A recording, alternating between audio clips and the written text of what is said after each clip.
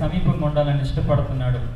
అలాగే దేవుడు సమీపంగా ఉండాలని మీరందరూ ఇష్టపడినట్లయితే తప్పక మనము వాక్యం ప్రకారంగా జీవించవలసిన వారమైన ఒకసారి దేవుని వాక్యంలో నుంచి మనం చూద్దాం దేవుడు సమీపంగా ఎవరికి ఉంటాడు అని చెప్పి.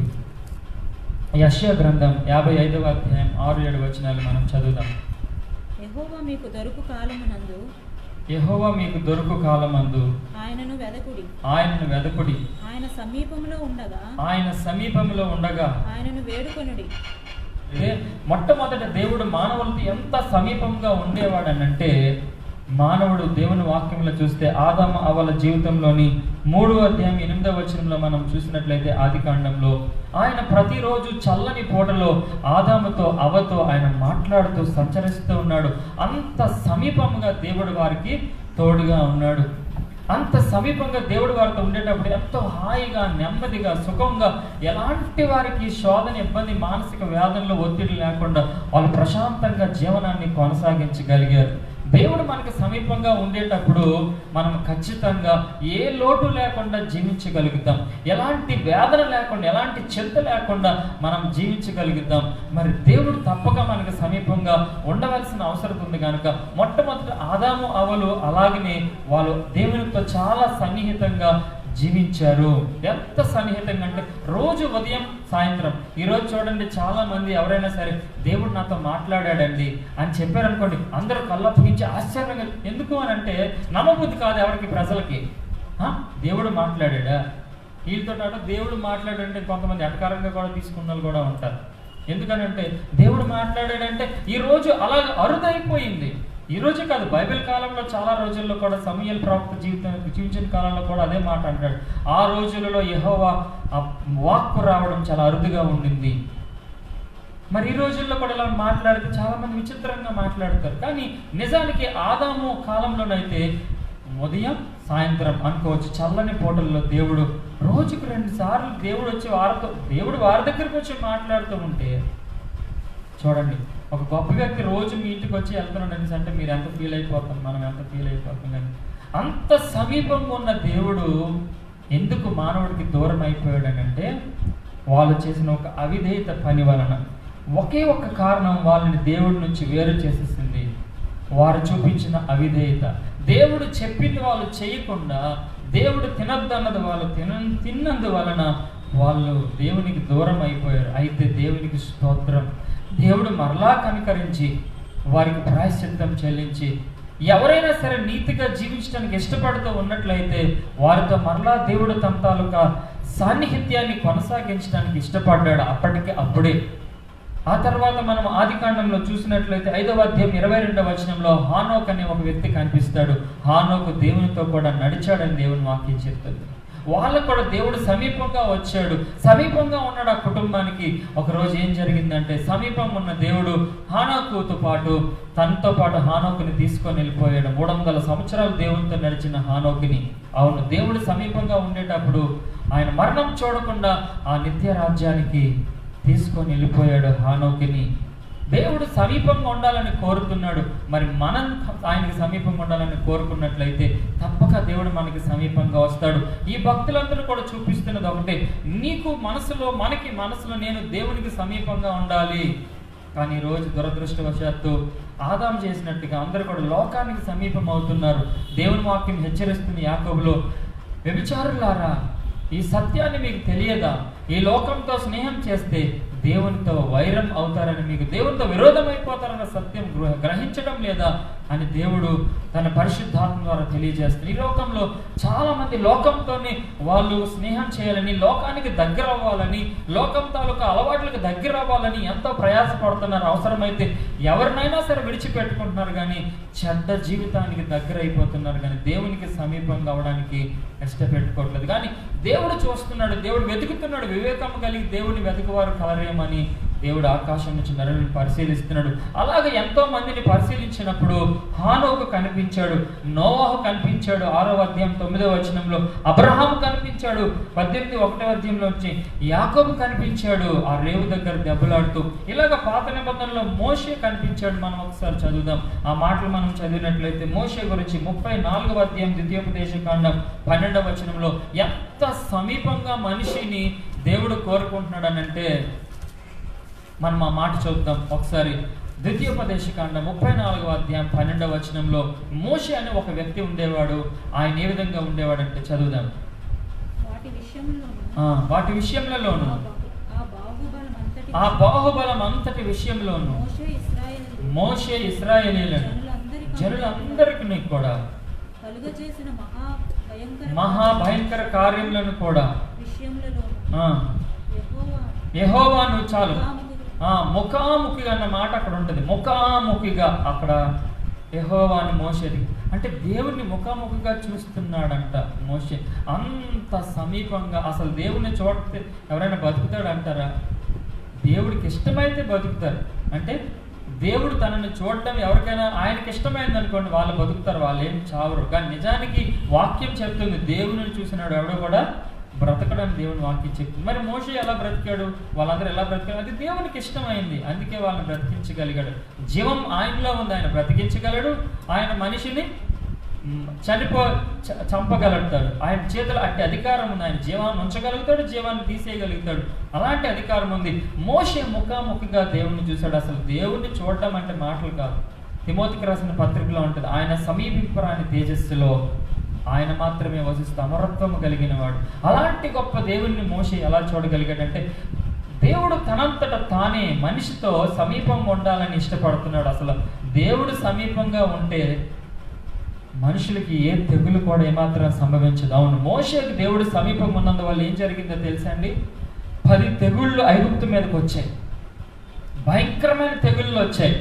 బట్ దేవుడు మోషేకి సమీపం ఉండడం వల్ల, ఇశ్రాయేలు ప్రజలందరూ కూడా సమీపంగా ఉండడం వల్ల ఒక్క తెగులు కూడా వారిని అంటలేదని దేవుని వాక్యం చెప్తుంది. దేవుని వాక్యం చెప్తుంది. అవును, దేవుడు సమీపంగా ఉన్నట్లయితే ఈ లోకానికి సంబంధించిన ఏ దరిద్రత లేదా ఏ ఒక్క తెగులు కూడాను ఆయనకి అంటదు, ఎవరికి అంటదు. ఈ ఉదయకాల సమయం నందు ఇంకొక సత్యాన్ని ప్రతి మానవుడు తెలుసుకోవాల్సిందిగా కోరుతున్నాం. ఈ భయంకరమైన దినాల్లో అసలు మనం బయటికి వెళ్తేనే ప్రజలందరికీ ఒక భయం భ్రాంతులతో జీవిస్తున్నారు. ఏమో అసలు ఎవరైనా దగ్గరికి వస్తేనే, ఒకప్పుడు దూరం ఉన్న వాళ్ళందరూ మన ఇంటికి వస్తే సంతోషం, ఇప్పుడు దగ్గరికి వస్తే భయపడిపోతున్నారు ప్రజలు. కారణం ఏంటంటే వారిలో కరోనా ఉంది, అది దగ్గరికి వస్తుందేమో. మనిషి దగ్గరికి వస్తున్నాడని భయం లేదండి ఎవరికి. సత్యం గ్రహించాలి ప్రతి ఒక్కరు కూడా. చాలా మంది అపార్థం చేసుకునే పరిస్థితి ఎందుకే వచ్చింది ఈ కాలంలో. ఎందుకనంటే వాళ్ళు వస్తే వీళ్ళు వస్తే మనిషి అసహించుకునే పరిస్థితి. అంటే మనిషి అసహించుకుంటుంది ఆ వ్యక్తిని కాదు, లేదా భయపడుతుంది ఆ వ్యక్తి కాదు. ఆ లోపల కరోనా ఉందేమో, ఆ చిన్న క్రిమి, బ్యాక్టీరియా కావచ్చు లేదా వైరస్ కావచ్చు, అది ఉందేమని దానికి జడుస్తున్నారు. కానీ ఈరోజు అలాగా భయపడకుండా ఉండాలి అని అంటే దేవునికి సమీపంగా ఉండాలి. మీకు ఒక సత్యం చెప్తాం. దేవునికి సమీపంగా ఉంటే ఏం జరుగుతుందనంటే, ప్రియులారా, మోషే అంత సమీపంగా ఉండేటప్పుడు ఏ తెగులు కూడా మోషేని అంటలేదు. ఏ శత్రువును కూడా మోషేని కానీ ఇశ్రాయేలీయులు కానీ ఏమీ చెయ్యలేకపోయారు. ఒక సత్యాన్ని మనం గుర్తించాలి. ఈ మధ్యకాలంలో సూర్యుని దగ్గరికి వెళ్ళడానికి చాలా మంది ప్రయత్నాలు చేయాలని తలంచారు. కానీ సూర్యుని దగ్గర చాలా హెవీ వోల్టేజ్, అసలు ఎన్ని వేల డిగ్రీల ఉష్ణోగ్రత ఉంటుందంటే ఎలాంటి మెటల్తో పాటు అక్కడికి వెహికల్ తీసుకొని వెళ్ళినా సరే అన్ని కిలోమీటర్ల దూరం నుండి కరిగిపోతాయి. మరి ఇలాంటి క్రిములు అంటే ఎప్పుడో పోతాయిలేండి, అసలు అవి పనికిరావు, అసలు దేనికి పని చేయవు, ఆ మాడి మసైపోతాయి. ఈ క్రిమి ఇప్పుడు మనకు వచ్చిన ఈ కరోనా వైరస్ లాంటిదంటే బాగా బాయిల్ చేసుకొని తినేస్తే అందులోనే చచ్చిపోద్ది. అంటే సూర్యకాంతి తగిలితే ఇంకేమైనా ఉంటుందా? చచ్చి ఊరుకుంటుంది అది ఖచ్చితంగా. మరి ఈ మాత్రం టెంపరేచర్ ఉన్న సూర్యకాంతికి ఒక వైరస్ చచ్చిపోతే, మహాప్రకాశవంతమైన దేవుడు, కోటి సూర్యుల తేజస్సు కంటే ఇంకా తేజస్సు కలిగిన దేవుడు దహించు అగ్ని ఉన్నాడని బైబిల్ చెప్తుంది. ఆయన దహించలేనిదంటే ఏదీ లేదు. అలాంటి దేవుడు మనకి సమీపంగా ఉండాలని ఇష్టపడుతున్నాడు. ఆయన సమీపం ఉంటే ఇంకేమి కూడా ఏమి చేయవని అలాగని మనం చెప్పి దేవుడు మనకి సమీపంగా ఉంటుండగా మనం ఖచ్చితంగా జీవించవలసిన వారమై ఉన్నాం. మోషే దేవునితో సత్సంబంధం కలిగి జీవిస్తున్నాడు ఈ ఉదయకాలం ముందు. అయితే అంత గొప్ప దేవుడు ఇంకా ఎవరికి సమీపంగా ఉంటాడంటే, పాత నిబంధన కాలం అందరూ కూడాను దేవునితో సమీపంగా ఉండాలని, దేవునితో సహవాసం చేయాలని కోరుకున్నారు. కనుక దేవుడు కూడా వారితో సమీపంగా ఉండాలని ఇష్టపడ్డాడు. వారితో పాటు సమీపంగా ఉన్నాడు. ఆదాము అయితే దేవుడితో పాటు ఆ సహవాసాన్ని ఆయన పట్టించుకోలేదు, పెద్దగా ఆయన తీసుకోలేదు కనుక దేవుడు ఆదాముకి దూరం అయ్యాడు. అయితే అతని సంతానం తర్వాత వచ్చిన వాళ్ళందరూ కూడాను దేవునికి ఇష్టంగా జీవించడం మూలంగా, దేవునికి ఇష్టంగా వారు ప్రవర్తించడం మూలంగా వారందరితో పాటు దేవుడు ఆ సత్సంబంధం కొనసాగించడానికి ఇష్టపడ్డాడు. ఈ వాక్య భాగాన్ని మనం ఇంకా చూసినట్లయితే ఈ కాలంలో కూడా దేవుడు మనతో సమీపంగా ఉండడానికి ఇష్టపడుతున్నాడు. అవును, ఇష్టపడుతున్నాడు. ఒకసారి మనం యెషయా గ్రంథం 57వ అధ్యాయం 15వ వచనం త్వరగా వాచనం మనం చూసినట్లయితే నేను చెప్పేస్తున్నాను. అక్కడ దేవుడు మహాగణుడు, మహోన్నతుడు, ఆయన పరిశుద్ధుడు, నిత్య నివాసి అయిన వాడు ఎవరి దగ్గర ఉండడానికి ఇష్టపడుతున్నాడంటే వినయము గలవారి యొద్దను, దీన మనస్సు గలవారి యొద్దను నేను నివసించడానికి ఇష్టపడుతున్నానని దేవుని వాక్యం చెప్తుంది. ఈ ఉదయకాలం ముందు ఒకవేళ కనుక మనకి వినయము కలిగిన మనస్సు అంటే తగ్గించుకునే మనస్సు. ఎక్కడ తగ్గించుకునే మనస్సు? దేవుని ఎదుట మనం తగ్గించుకునే మనస్సు, దేవుని వాక్యం ఎదుట మనల్ని తగ్గించుకునే మనస్సు. అంటే దేవుని వాక్యం ఇలా బోధిస్తుంటే, దేవుని వాక్యం ఇది సత్యమని బోధిస్తున్నప్పుడు మనకి మనం అవును కరెక్ట్, దీని దగ్గర నేను వంగి ఉండాల్సిందే, నా మోకాళ్ళు అక్కడ వంచాల్సిందే అని దేవుని వాక్యానుసారంగా జీవించడానికి ఇష్టపెట్టుకోవడమే వినయము కలిగిన మనస్సు. దేవుని వాక్యానికి విధేయులయ్యే మనస్సు ఎవరికైతే ఉంటుందో వారికి దేవుడు సమీపంగా ఉంటానని దేవుడు వాగ్దానం చేస్తున్నాడు. ఈరోజు దేవుడు నీకు సమీపంగా ఉంటే ఆయన వాక్యం చెప్తుంది కదా, యెహోవా మన పక్షంలో ఉంటుండగా మనకు విరోధి ఎవడు? మనల్ని ఏమి చేయగలుగుతాడు? ఎవడైనా సరే ఏం చేయలేడు. అసలు ఏది ఎంత మాత్రమును మీకు హాని చేయదని దేవుని వాక్యం చెప్తుంది. ఎప్పుడో తెలుసా? మనము ఆయనకు సమీపంగా ఉండేటప్పుడు ఈరోజు ఆ ఇష్టం మనకు ఉన్నట్లయితే మనం ఎంత ధన్యులము. అయితే మనకు ఉండాల్సింది వినయము కలిగిన మనస్సు, దీన మనస్సు.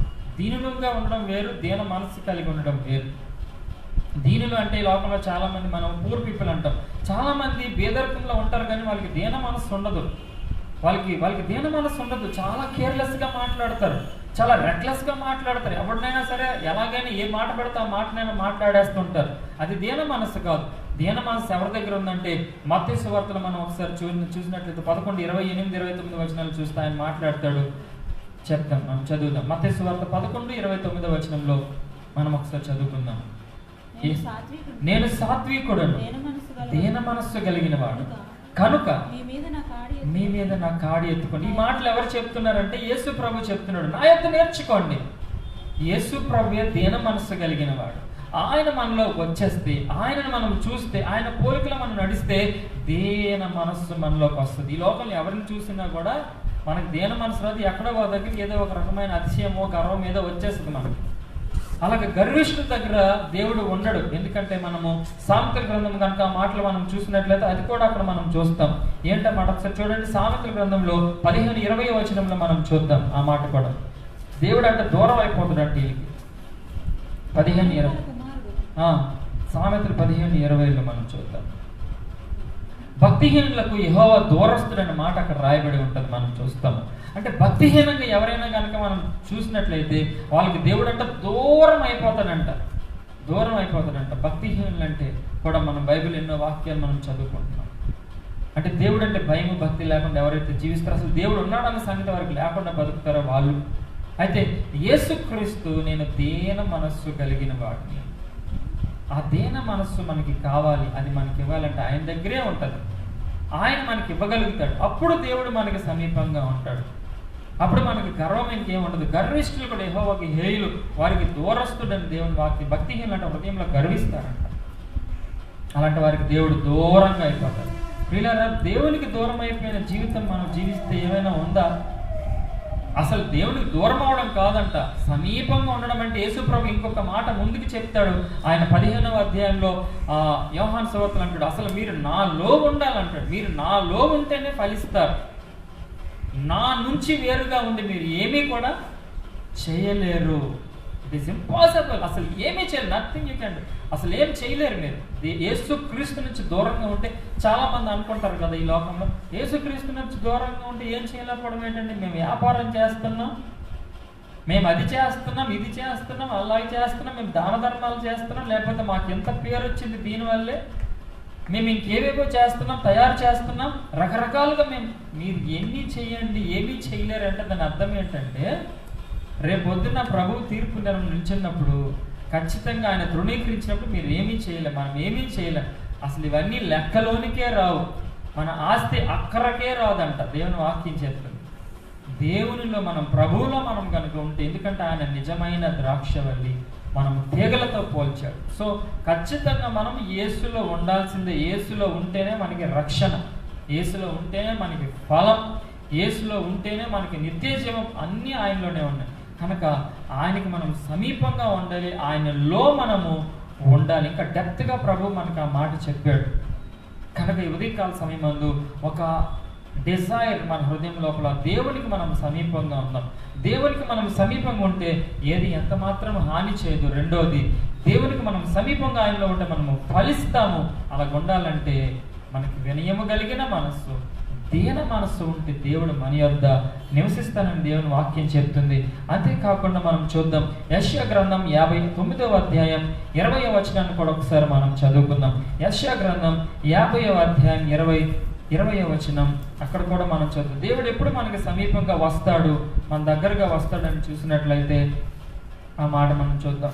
తిరుగుబాటు చేయటం మాని మల్లుకొని వారి యొద్దకు ఆయన వస్తాడు, విమోచకుడు వచ్చునని దేవుని వాక్యం చెప్తుంది.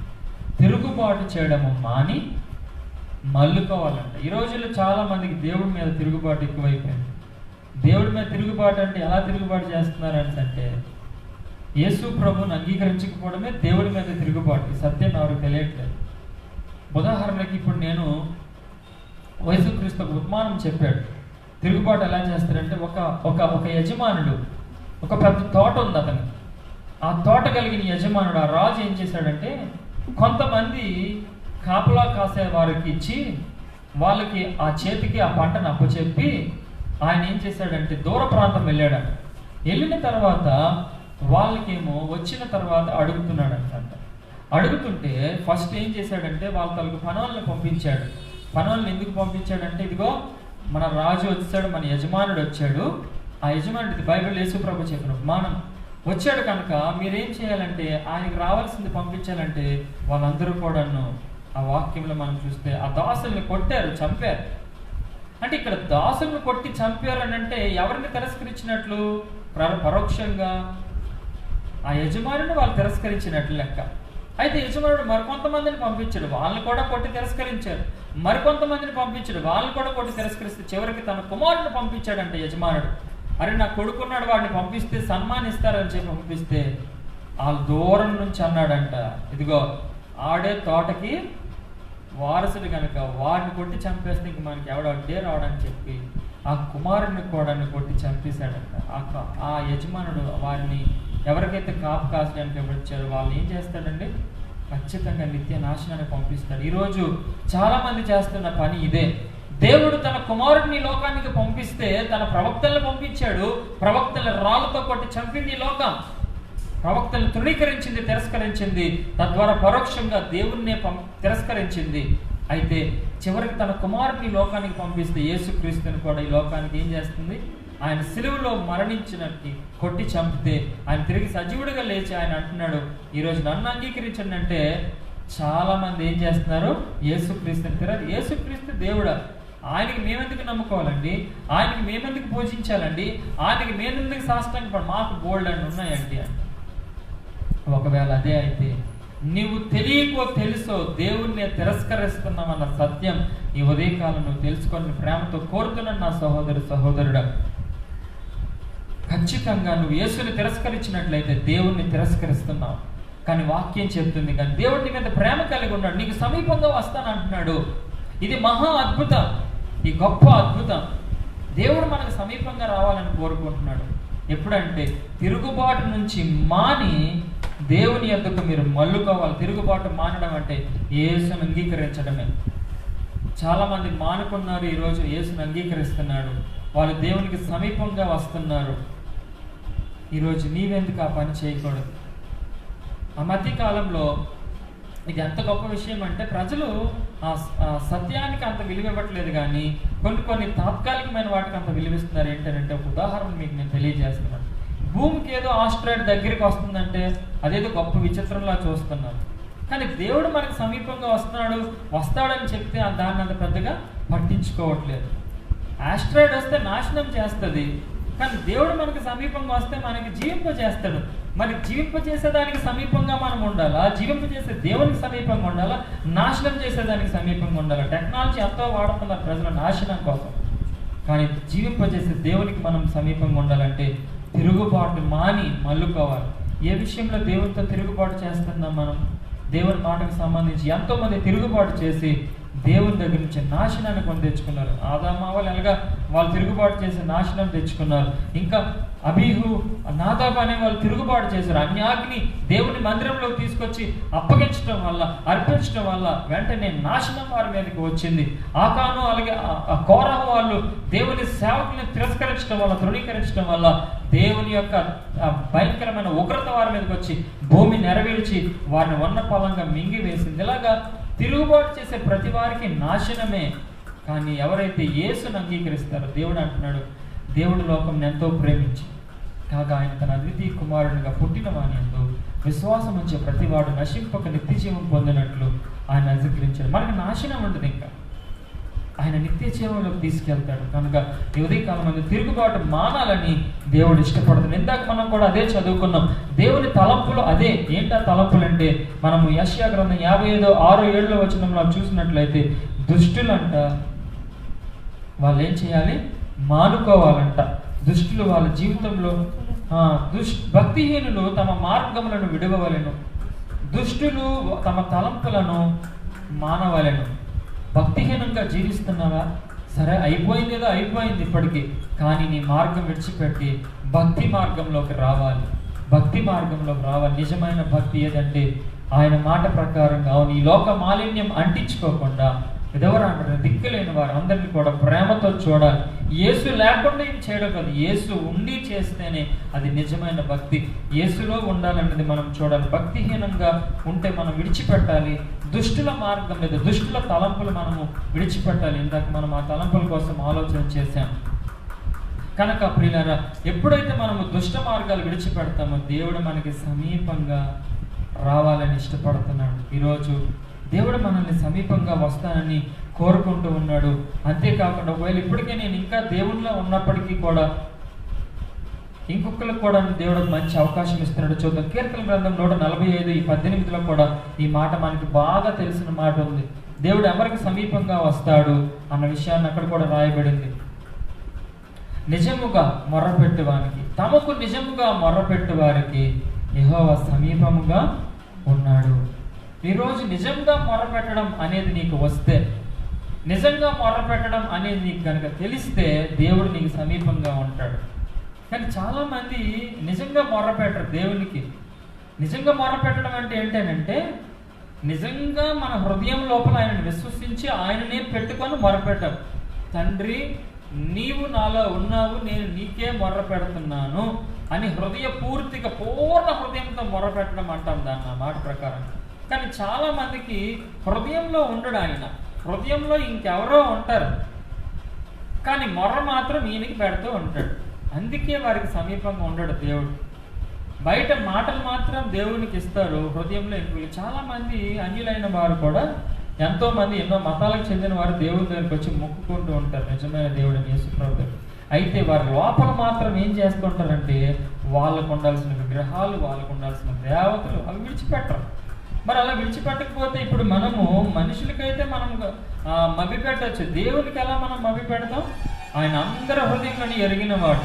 ఈరోజు నీకెందుకు దేవుడు సమీపంగా రావట్లేదంటే, నువ్వు నిజంగా మొర్ర పెట్టట్లేదు. నీ మనసులో ఇంకెవరో ఉన్నారు, దేవుడు పూర్తిగా లేడు. బయట మాటలే దేవుడికి, మనసులో స్థానం ఇంకొకరికి. అలాంటప్పుడు దేవుడు మనకి సమీపంగా ఎట్టి పరిస్థితుల్లో కూడా రాడు. కొంతమంది ధనానికి ఆ లోపల ఉంచుకుంటారు, బయట మాటలు మాత్రం దేవుడితో మాట్లాడుతుంటారు. ధనానికి వాళ్ళు స్థానం ఇచ్చేస్తారు, లోపలంతా ధనం నిండిపోయి ఉంటుంది మనసు అంతా.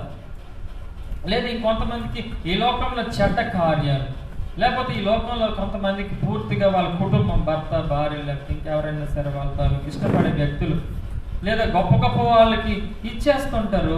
కానీ మాటలు, ప్రభువా నాకు సహాయం చేయి, తండ్రి నాకు సహాయం చేయి, మొర్ర పెడుతున్నాను సహాయం చేయి, నువ్వు నాకు దగ్గర లేవా, నిజంగా మొర్ర పెడుతున్నాను మాటలే అంటారు. కానీ వాళ్ళకి దేవుడు సమీపంగా ఉండలేడు. ఎందుకంటే మాట దేవునితో, మనసు ఇంకొకరితో, అది ఎట్టి పరిస్థితుల్లో కూడా అసాధ్యం. ఈరోజు చాలామంది అలాగనే ఉండి చర్చికి వస్తుంటారు ఎంతోమంది, చాలామంది, కానీ వారికి ఏమీ కూడా దొరకదని దేవుని వాక్యం చెప్తుంది. ఎందుకంటే మాట దేవునికి, మనసు ఇంకొకరికి. దేవుడు మన మనసును కోరుతున్నాడు, మన హృదయాన్ని కోరుతున్నాడు. నీ హృదయంలో నీలో నేను నివసించాలని కోరుతున్నాడు. కనుక ఆయన నిజంగా నువ్వు మొరపెడితే, అంటే నిజంగా నువ్వు మొరపెడుతున్నావు లేదా దేవునికే తెలిసిపోతుంది, సమీపంగా వచ్చేస్తాడు. ఒక ఆయన నిజంగా మొరపెట్టాడంట దేవునికి. ఎలాగనంటే చాలామంది నిజంగా మొరపెట్టారు. అందులో ఒక ఆయన ఒక దేవాలయంలోకి వెళ్ళాడు. దేవాలయంలోకి వెళ్ళి, ప్రభువా నేను పాపిని, నీ వైపు నేను చూడడానికి కూడా యోగ్యుడను కాను. ఎస్, తను ఏమైతే పలుకుతున్నాడో హృదయంలో కూడా దానినే కలిగి ఉన్నాడు. అది నిజమైన ప్రార్థన. కొంతమంది బయటికి ప్రార్థన చేస్తారు, హృదయంలో అది ఉండదు, ఇంకెక్కడో ఉంటుంది. ప్రభువా నాయన నేను చాలా పాపిని నాయన అంటాడు. లోపల మాత్రం వాడికి చాలా గర్వం, లోపల మాత్రం వాడికి చాలా అతిశయం, తగ్గడు అస్సలు ఎక్కడా కూడా. అది దేవునికి ఇష్టం ఉండదు. ఆ పక్కన ఇంకొకటి ప్రార్థన చేస్తున్నాడు. ఆడేమో నేను పరిసయ్యుడు, నేను ఇలా చేస్తున్నాను ప్రభు, నేను అంత చేస్తున్నాను, నేను ఎంత ఇస్తున్నాను, అలాగే చేస్తాను, ఇలా చేస్తున్నాను, నా దశమ భాగములు ఇచ్చేస్తున్నాను ప్రభు, లేకపోతే నాకు అది ఇచ్చేస్తున్నాను ప్రభు అని చెప్పి అంటున్నాడు. కానీ వాడికి మనసు లోపల మాత్రం గర్వం, ఇల్లి సుంకర్లాగా కూడా నేను ఉండనందుకు నీకు స్తోత్రం నాయన అంటున్నాడు. అలాంటి ప్రార్థన నిజమైన ప్రార్థన కాదు పిల్లలు. సో నిజమైన ప్రార్థన అంటే ఏంటంటే నువ్వు ఏదైతే నోటితో ఒప్పుకుంటున్నావో అది హృదయంలో నుంచి రావాలి. అప్పుడు సపోజ్ ఒక ఆయన ప్రార్థన చేస్తున్నాడు, ఒక ఆయన కోరుకున్నాడు ఏమనంటే, ప్రభు నా ఇంటికి వస్తే బాగుండు, నా ఇంటికి వస్తే బాగుండు అని హృదయపూర్తిగా అనుకుంటూ ఒక మేడి చెట్టు ఎక్కి చూస్తున్నాడు. కరెక్ట్గా యేసు ప్రభు అక్కడికే వచ్చాడు. పదని ఇంటికి వస్తాను అన్నాడు. అసలు ఈయన మనసులో కోరుకున్నాడు. ఫస్ట్ సమీపంగా నీ మనసులోకి రావాలి, ఆటోమేటిక్గా వ్యక్తిగతంగా యేసయ్య నీకు ఇంకా సమీపంగా వచ్చేస్తాడు. హల్లెలూయా. కనుక ప్రియులారా, ఉదయకాల సమయమందు దేవుడు మనకి సమీపంగా రావాలని ఇష్టపడుతున్నాడు. ఇందులో ఎన్నో మాటలు మనం చూస్తున్నాం. దేవుడు మనకి దూరంగా ఉంటే ఎంతో నష్టం ప్రియులారా. ఆయన భక్తిహీనులకు దూరస్తుడుగా ఉంటాడు. ఒక భక్తుడైతే ఆయన ఏడుస్తున్నాడు. కీర్తన గ్రంథం 10వ అధ్యాయం 38వ అధ్యాయం ఇలా చూస్తే, ప్రభువా నాకు నువ్వు ఎందుకు దూరంగా ఉంటావు, ఎంతకాలం దూరంగా ఉంటావు? ఎందుకంటే జీవమిచ్చే దేవుడు, వెలుగునిచ్చే దేవుడు, ప్రేమనిచ్చే దేవుడు, అద్భుతాలు చేసే దేవుడు, ఆశ్చర్యకార్యాలు చేసే దేవుడు, మేఘస్తంభంగా అగ్నిస్తంభంగా ఉండే దేవుడు, ఆదరించే దేవుడు, ఓదార్చే దేవుడు, సహాయం చేసే దేవుడు నీకు దూరం అయిపోతే నీకు ఎవడు సహాయం చేస్తాడు? ఎవడు సహాయం చేయడు. మనుషులను నమ్ముకోవడం కంటే, రాజులను నమ్ముకోవడం కంటే యెహోవాను ఆశ్రయించడం మేలు అని దేవుని వాక్యం చెప్తుంది. దేవుడు దూరం అయిపోతే ఎంత ఘోరంగా ఉంటుందంటే పరిస్థితి. ఒక వ్యక్తి ఉన్నాడు బైబిల్లో. ఆయన దేవుని తాలూకా నాజీరు చేసే దానిని తిరస్కరించాడు. తన తల మీద మంగళకత్తి వేయకూడదని అంటే ఒక స్త్రీ తాలూకా మాయలో పడి దేవుని యొక్క ఆ యొక్క నాజీరు తత్వాన్ని వదులుకున్నాడు. అయితే వెంటనే దేవుడు అతనికి ఎడబాసనని, దేవుని ఆత్మ అతనికి ఎడబాసనని తెలుసుకోలేకపోయాడు. దేవుడు దూరం అయిపోయాడని తెలుసుకోలేకపోయాడు. దేవుడు దగ్గరగా ఉన్నప్పుడు, దేవుని ఆత్మ అతనితో వచ్చేటప్పుడు, దేవుడు అతనికి సమీపంగా ఉండేటప్పుడు ఒక పచ్చి దవడ ఎముకతో 1000 మందిని చంపిన ఆ సంసోను, పెద్ద పెద్ద పట్టణాలకు సంబంధించిన తలుపులను సైతం ఓడబేరికి తీసుకొని వెళ్ళిపోయిన సంసోను ఈరోజు దేవుడు దూరం అయిపోయేసరికి బలహీనుడైపోతాం. మన జీవితంలో అంతే. దేవుడు మనకి సమీపంగా ఉంటే మనకి బలం. యెహోవాయే నా బలం అని ఒక భక్తుడు పాడతాడు. యెహోవా నా బలమా, యథార్థమైనది నీ మార్గం, పరిపూర్ణమైనది నీ మార్గం. యెహోవా యెహోవా జీవము గల దేవా, బహుగా స్తుతులకు అర్హుడ నీవు. యెహోవా జీవము గల దేవా, బహుగా స్తుతులకు అర్హుడ నీవు. అన్యజనులలో ధన్యత చూపుచు, అన్యజనులలో ధన్యత చూపుచు, హల్లెలూయా స్తుతి గానము చేసేద, హల్లెలూయా స్తుతి గానము చేసేద యెహోవా నా బలమా. ఆ కీర్తన గ్రంథం 18వ అధ్యాయం చదువుతుంటే శత్రువునట గడగడ వణికించేస్తాడు ఆయన.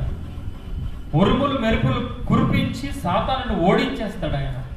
మనకి చీకటిని వెలుగుగా చేసేస్తాడు ఆయన. మనకి సమీపంగా ఆయన మన బలము. కానీ సంసోను తన తాలూకా తెలివి తక్కువతనం వల్ల దలీల మాయలో పడి, ఒక స్త్రీ మాయలో పడిపోయి, వ్యామోహంలో పడి, మోహపు చూపులో పడి దేవుణ్ణి దూరం చేసుకున్నాడు. బలహీనుడైపోయాడు, తిరగలి విసిరివాడైపోయాడు, కళ్ళు గుడ్లు పీకించుకున్నాడు. ఎంత భయంకరమైన దుస్థితి. ఈరోజు అదే దేవుడు సమీపం ఉన్నప్పుడు మహాశూర కార్యాలు జరిగించాడు.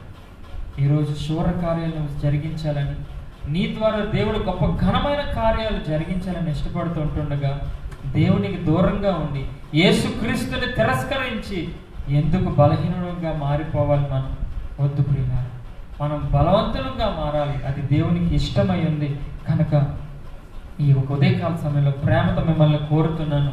దేవుడు మీకు దొరుకు కాలం అంది, దేవుడు మనకి సమీపంగా ఉండే కాలం అంది. మీరు దేవుని వెతకాలని, దేవుని కోరుకోవాలని నేను ఇష్టపడుతున్నాను, మీకు ప్రాధేయపడుతున్నాను. యేసుని తిరస్కరిస్తున్నావా? ఇంకా అయితే యేసుని తిరస్కరిస్తే ఈ లోకంలో నీకు ఎలాగైనా జరిగిపోవచ్చేమో, కానీ ఒక రోజు రాబోతుంది ఈ లోకంలో ఎవడైనా నన్ను ఒప్పుకోకపోతే, తిరస్కరించినట్లయితే నేను రేపొద్దున రాబోతున్న తండ్రి దగ్గర కూడా వారిని తిరస్కరిస్తాను.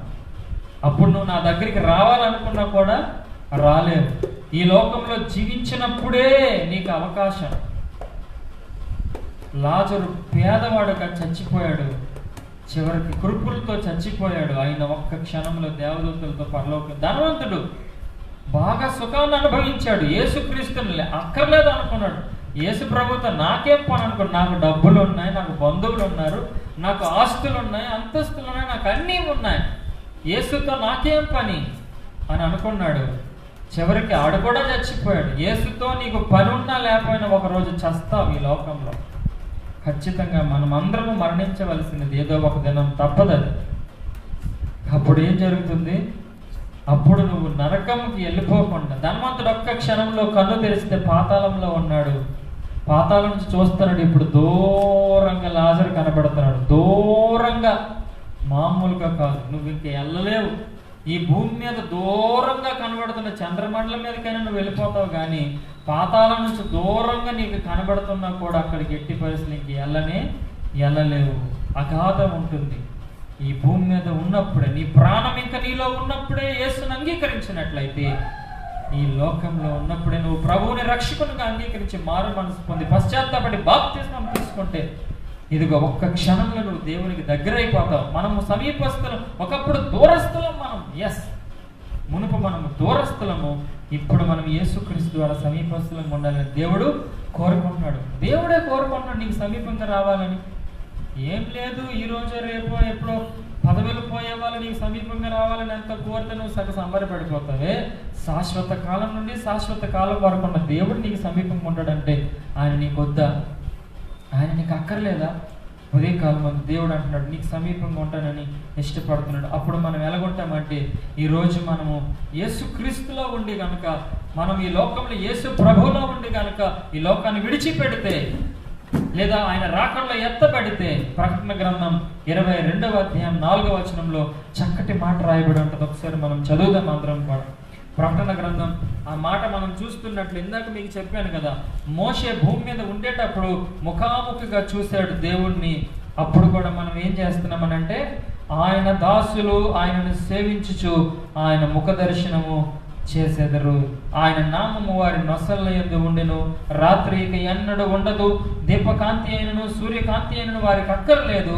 దేవుడైన ప్రభువే వారికి మీద ప్రకాశించిన వారి యుగములు రాజ్యము చేయుదురు. హల్లెలూయా, దేవునికి స్తోత్రం. ప్రైజ్ ది లార్డ్, ఆమేన్. ఆయన ముఖ దర్శనం చేస్తాం. ఈరోజు దేవుణ్ణి చూడలేదని నువ్వు బాధపడుతున్నావేమో. దేవుని చిత్తమైతే ఇక్కడ కూడా ఆయన తన ముఖ దర్శనాన్ని చేసుకోగలుగుతాం.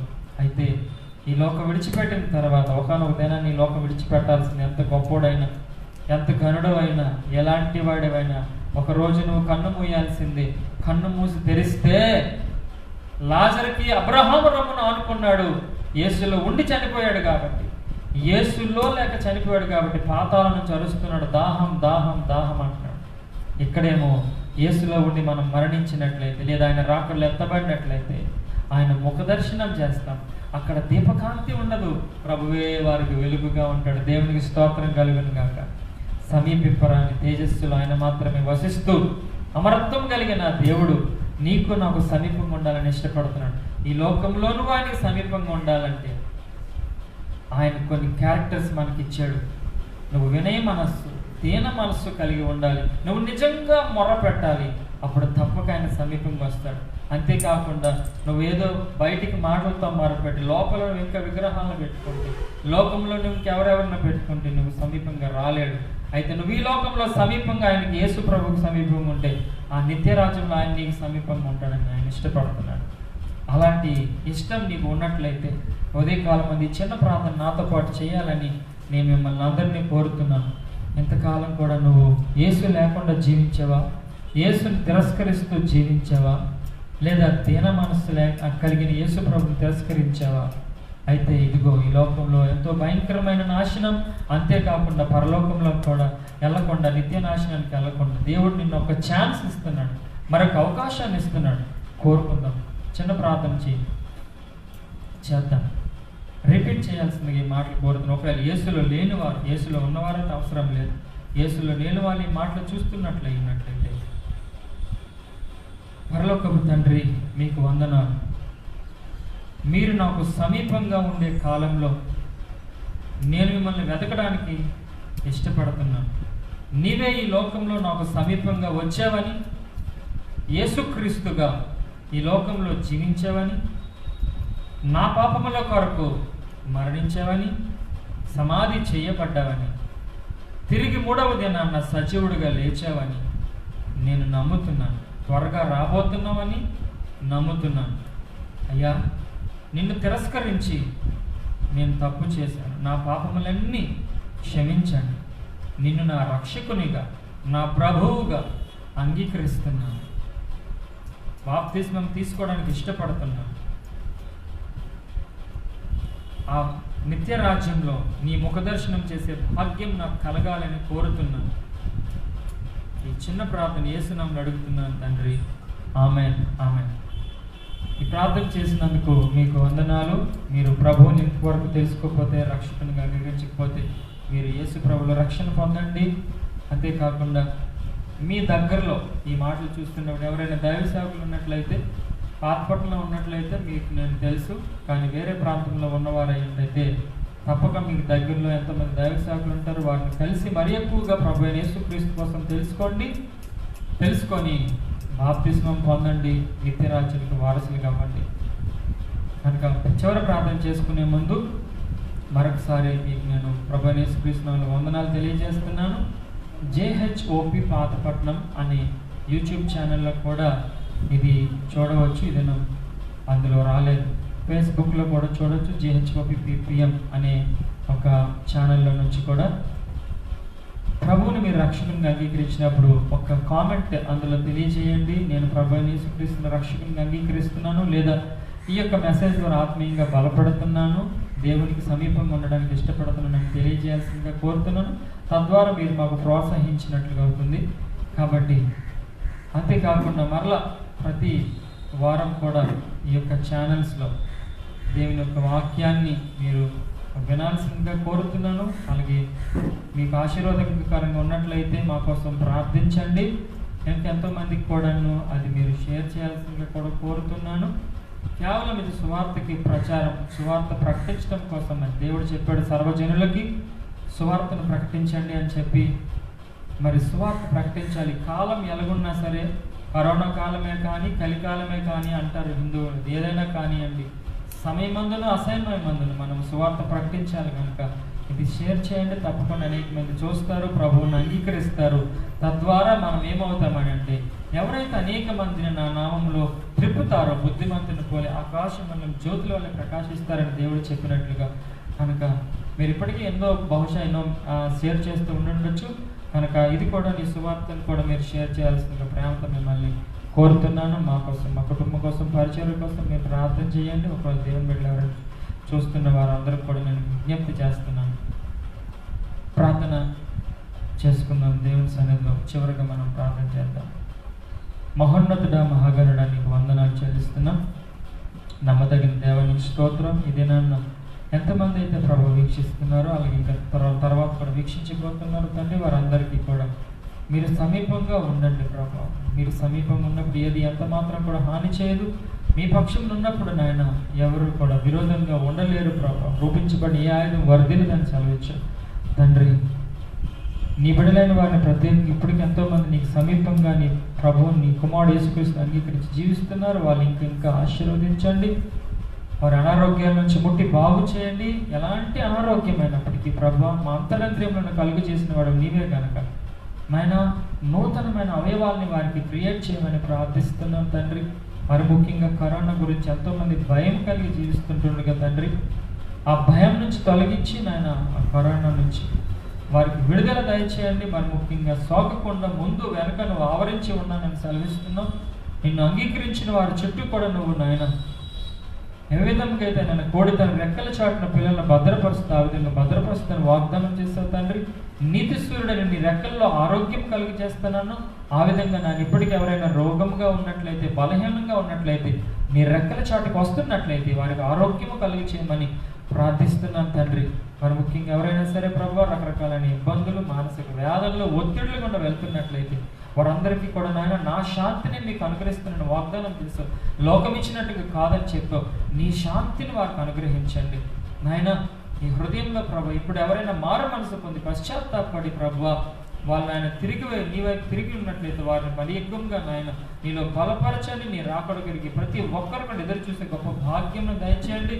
ఈ లోక మాలిన్యం అంటకుండా ప్రతి ఒక్క బిడ్డను కూడా భద్రపరచమని ప్రార్థిస్తున్నాం. అంతేకాకుండా ప్రభు వారికి ఉన్న దాంట్లో నుంచి ప్రభు నీ పరిచర్యకి అనేక మంది నాయన దీనులకు నాయన వారికి అవసరతలు ఉన్న వారికి ఇవ్వడానికి మీరు వారికి సహాయం చేయండి ప్రభు. నీకు స్తోత్రాలు చెల్లించుకున్నాం. నమ్మదగిన దేవ, మరి ఎక్కువగా నీతో సహవాసం చేసే భాగ్యము ప్రార్థనలో, వాక్యంలో ఈ బిడ్డలకు మీరు కలిగజేసి నడిపించమని మహిమా ఘనత నీకే చెల్లించుకుంటూ దేవా, నువ్వు త్వరగా రాబోతున్నావు. నీ రాకడలో మేమందరం ఎత్తబడే వారిలో ఉండినట్లుగా పరిశుద్ధాత్మ ద్వారా మమ్మల్ని సిద్ధపరచండి. పరిశుద్ధాత్మ నూనె మానలో కుమ్మరించండి. పొంగి పొరలినట్టుగా సహాయం చేయమని త్వరగా రాబోతున్న యేసుక్రీస్తు అతి శ్రేష్టమైన నామంలో ప్రార్థించి వేడుకొనుచున్నాము తండ్రి. ఆమె దీవించును గాక. దేవుడు మీకు సమీపముగా ఉండునట్లుగా పరిశుద్ధాత్మ దేవుడు మీకు అన్ని విషయాల సహాయం చేయను గాక. ఆమె మరలా వచ్చే వరం అలాగే ఈ యొక్క జిహెచ్ వర్క్ ఛానల్లో మరలా కలుసుకుందాం. మా కోసం ప్రార్థన చేయండి. దేవుని నామానికి మహిమ, ఘనత, ప్రభావములు కలుగునుగా. క్రైస్తవ